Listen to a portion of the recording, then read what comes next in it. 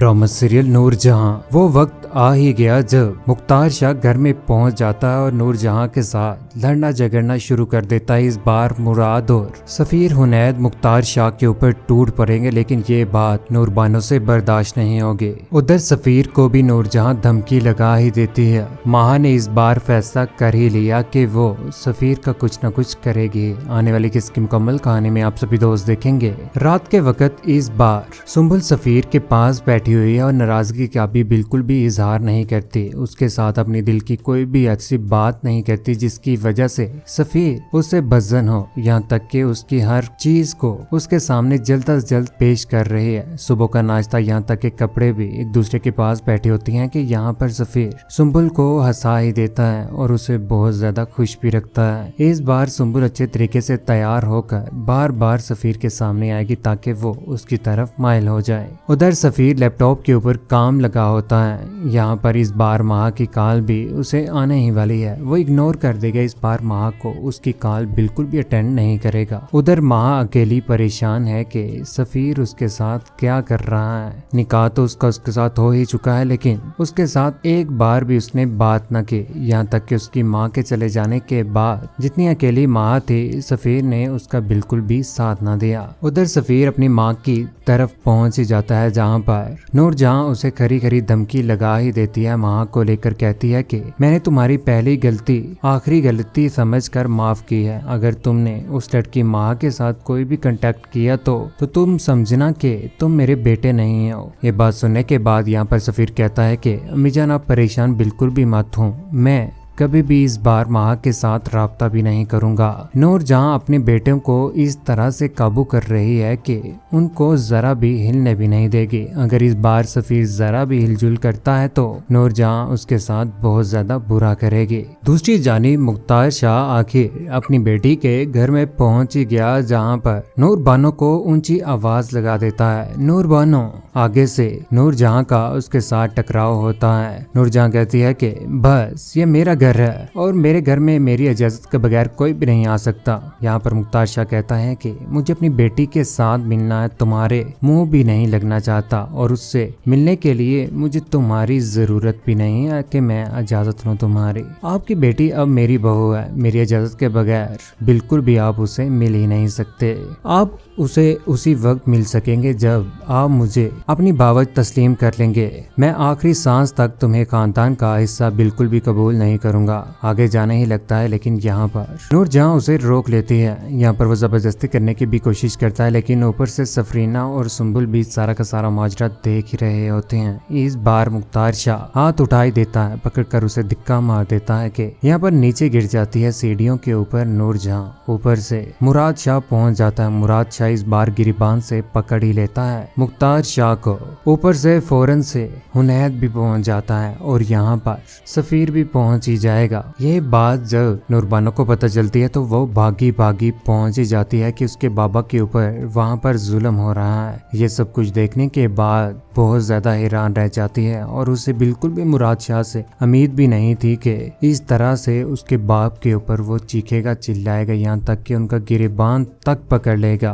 वैसे मुराद शाह को भी इज्जत करनी चाहिए कि ये नूरबानो का बाप है। नूरबानो का यहाँ पर इस बार दिल टूट ही जाता है। मुख्तार शाह यहाँ से अपनी जान छुड़वाकर अपनी बेटी को साथ लेकर गाड़ी में लेकर जा रहा होता है कि यहाँ पर नूरबानो परेशान हो चुकी है। सोचों में ही गुम है कि आखिर कहाँ पर उसने शादी कर ली है, जहाँ पर उसके ना तो बाप की इज्जत है ना ही उसकी, और मुराद जो सिर्फ और सिर्फ अपनी माँ का ही कहना मान रहा है। लेकिन नूरबानो कभी भी हार मानने वालों में से है ही नहीं। वो नूरजहां का मुकाबला करेगी। आखिर नूरजहां है क्या? नूरबानो के आगे वो कुछ भी नहीं है। नूरबानो भी एक खानदानी लड़की है। उधर घर में इस बार पहुंच ही जाती है नूरबानो, जहाँ पर वो लान में घूम रही है और सुकून का सांस ले रही है कि अपने घर में वो आज पहुंची है। इतने अरसे के बाद उसके बाप ने ने उसे वाकई माफ कर दिया है, लेकिन इस बार वो उसे समझाएगा जरूर कि देख लिया ना, मेरा गिरेबान पकड़ रहे थे उसके बेटे और तुम्हारे साथ भी जुल्म कर रहे थे। इस बार तो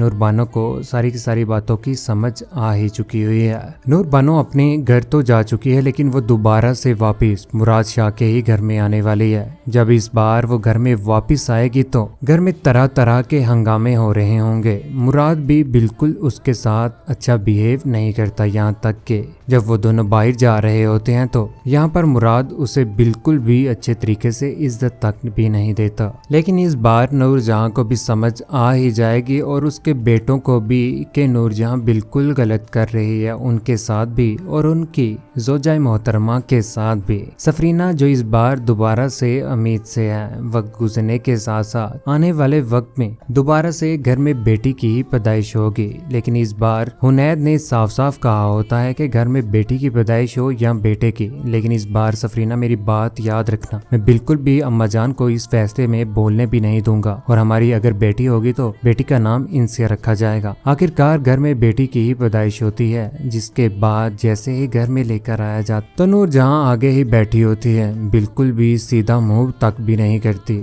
जैसे ही हुनैद अपनी बेटी को पकड़ता है यहाँ पर तो नूरजहां अपना मुंह दूसरी तरफ कर लेती है, क्योंकि वो बेटियों के साथ सख्त नफरत करती है। घर में बच्ची की पैदाइश पर इस तरह का बिहेव देखकर बहुत ज्यादा मुतासिर होता है यहाँ पर हुनैद भी। सफरीना तो अपनी बेटी यहाँ से लेकर चली जाती है, लेकिन इस बार हुनैद अपनी ही माँ के ऊपर चीखना चिल्लाना शुरू कर देता, कहता है कि आपको हो क्या गया है, इतनी नफरत बच्चियों के साथ, वो मेरी बेटी है, इंसिया मेरी बेटी है और उसके साथ मैं मोहब्बत करता हूँ और आप भी एक औरत ही हैं। नूरजहां को भी इस बार समझ आने ही वाली है कि उसकी इज्जत काफी हद तक कम हो चुकी है बेटों की नजर में। आखिर कब तक नूरजहां की यही हुकूमत चलने वाली है। नूरबानो भी इस बार कभी भी नूरजहां को माफ नहीं करेगी, अपना बदला इस नूरजहां से लेकर ही रहेगी। नूरबानो इस बार सीधा सीधा वार करेगी नूरजहां के ऊपर, लेकिन ये बात हुनैद से बर्दाश्त ना होगी। हुनैद इस बार इतना गुस्से में आ जाएगा कि वो